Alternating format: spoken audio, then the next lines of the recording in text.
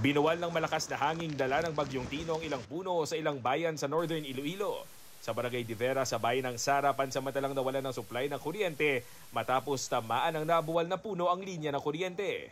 Pansamantala ring hindi nadaanan ang kalsadang ito sa Barangay Poblasyon sa bayan ng Ahoy matapos mabuwal ang isang puno. Natanggal naman ang bubong ng isang pasilidad sa seawall sa San Dionisio. Madaling araw pa lang, naranasan ang pag-ulan sa Roxas City.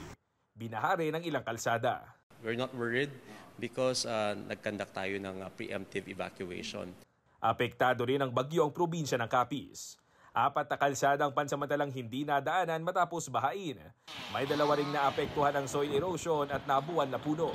Mahigit 56,000 na individual ang nasa evacuation center sa probinsya ng Capiz dahil sa bagyo. Samantala dahil sa masamang panahon, pansamantalang kinansilang biyahe ng Roro vessel sa Dumangas Port. Nasa 100 truck ang stranded sa bahagi ng highway na papasok sa Pantalan. May isang sasakyang pandagat naman na malapit sa port ang pinasok ng tubig dagat. Nagtulungan naman ang mga responder sa pagkarga ng stretcher kung saan may isang lalaking duguan.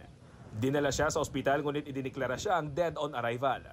Ang lalaki, isang motorcycle rider na ayon sa residente, ay nadaganan ng puno sa barangay Sublangon, Pontevedra, Capiz alas 10 ng umaga kahapon.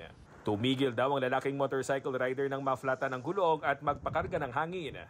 Bigla raw may narinig mula sa kalapit na puno at nakita na patumba ito dahil sa lakas ng hangin.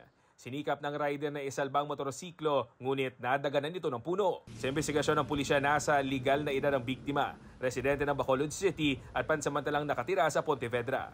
Nakikipag-ugnayan ng pulisya sa pinagtatrabahuhan ng biktima at sa mga kaanak nito. Paalala ng pulisya sa mga residente na sa oras ng kalamidad,